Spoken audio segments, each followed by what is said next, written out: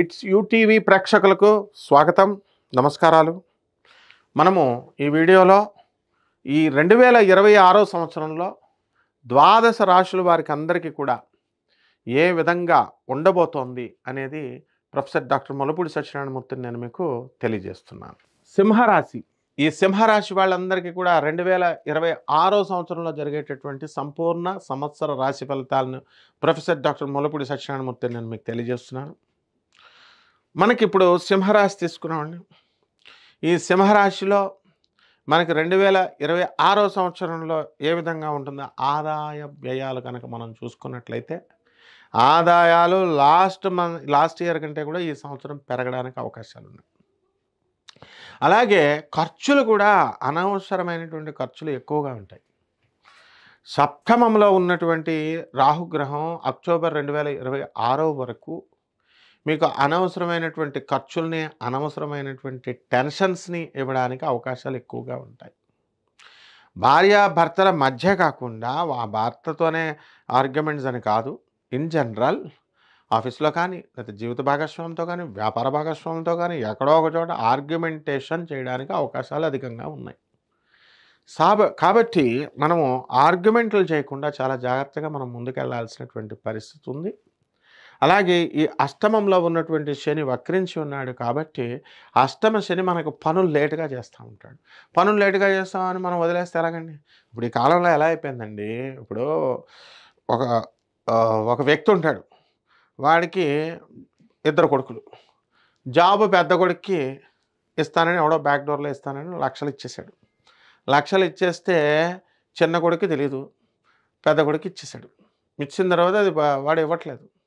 Then చిన్న కొడుకు నా శిష్యుడు, వెళ్ళరా పోలీస్ స్టేషన్కి వెళ్ళంటే ఎస్ఐలు సిఐలు కేసు తీసుకున్నాడు. గోడద డీసీపీ అని చెప్పి డీసీపీ దగ్గరికి వెళ్ళారు.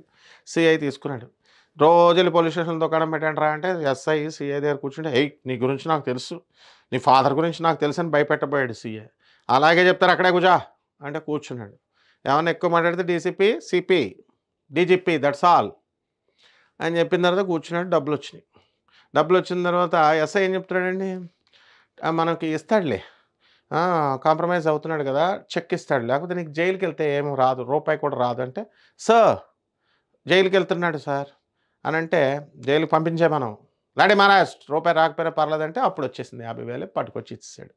2 రోజులు బిజీగా ఉండేసరికి ఇలా గెస్టెడ్ ఆఫీసర్లు వీళ్ళు వెంటనే 3వ రోజున ఆగకుండా వేరే పంతులు పెట్టుకుంటారు. అంటే నీకు పోలీస్ ప్రాబ్లమ్స్ కావాల్సి వచ్చినప్పుడు, నీకు జాబులు కావాల్సి వచ్చినప్పుడు మేము కావాలా? రిస్కీ ప్రాబ్లమ్స్, ఉద్యోగాలు మామూలు సత్యనారాయణ స్వర్మతాలు ఇది రిస్క్ లేదు కదా, వేరే పంతులకు వెళ్ళిపోతారు. ఈ యాటిట్యూడ్ ఏం చూపిస్తుంది అంటే escaping attitude. That escaping attitude ఇది ప్రమాదం అన్నమాట. సో ఈ సింహరాశి వాళ్ళు ఏం చేస్తారంటే అలాగ ఉండేటటువంటి ఈ యొక్క రాహు ఇప్పుడు ఆ ఎస్కేపింగ్ మెంటాలిటీని తీసేస్తుంది. సో రాహు ఇప్పుడు it cam in to the Capricorn, Makar రాశిలోకి వచ్చాడు. మకర రాశిలోకి వచ్చినప్పుడు షష్ఠ స్థితిగతుడైనటువంటి రాహు శత్రువులపై ఆధిపత్యం సంపాదిస్తారు, శత్రువులను తొక్కిపడేస్తారు. ఇకపోతే ఈ పనులు అనేటటువంటిది ఎప్పుడు ఎలా జరుగుతాయి, నీ యాటిట్యూడ్ని చూసి జరుగుతాయి. సో సింహరాశి వాళ్ళు they are very good in nature.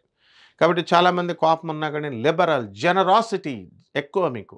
కాబట్టి వికలాంగులకి సహాయం చేస్తారు, తర్వాత పేదవారికి సహాయం చేస్తారు, అండ్ నెక్స్ట్ సాధువులకి సహాయం చేస్తారు. అటువంటిప్పుడు మీకు అడ్డు ఎక్కడుందండి? కాబట్టి సింహరాశి వారికి ఒక్కటే ఏంటంటే, మన ఈ యొక్క గురుడు మనకి మే 14 వరకు మీకు లాభంలో ఉన్నాడు కాబట్టి మీకు ఆదాయాలు బాగా పెరుగుతాయి. ఆ తర్వాత అష్టమ స్థానంలోకి వ్యయస్థితిగతుడైనటువంటి గురుడు ఏం చేస్తాడు మీకు అంటే, పోలీస్ స్టేషన్లు, కోర్టులు ఇలాంటి ప్రాబ్లమ్స్ తీసుకురావడానికి అవకాశాలు ఉంటాయి. కాబట్టి ఈ యొక్క రాశి వారికి అందరికీ కూడా సింహరాశి వాళ్ళు ఏం చేయాలండి అని అంటే, మీరు పరిహారాలు కొన్ని చేసుకోవాల్సినటువంటి అవసరాలు ఉన్నాయి. ఆ పరిహారాలు ఏమిటి? రాహు జపం చేయండి, రాహు స్తోత్రాలు చదవండి, రాహు కిలోంపావు మినుముల్ని, ఆవుపేట రంగు ఉన్నటువంటి వస్తువులను ఇచ్చి పేద బ్రాహ్మణులకి మనం శనివారం నాడు ఉదయం 8 గంటలకి దానం చేసుకోండి. అలాగే శని జపం చేయండి, శని స్తోత్రాలు చదవండి, శనికి కిలోంపావు నల్ల నువ్వుల్ని, నల్లని వస్త్రాలని పేద బ్రాహ్మణులకి ఉదయం మీరు 8 గంటల 5 నిమిషాలకి దానం చేసుకోండి.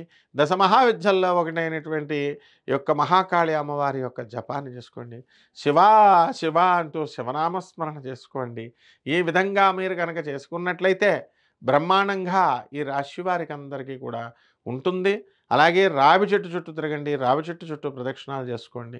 ఈ రకంగా ఓం నమః శివాయ, ఓం శనైశ్చరాయ నమః అంటూ చేసుకోండి. బ్రహ్మాండంగా ఉంటుంది. శుభమస్తు.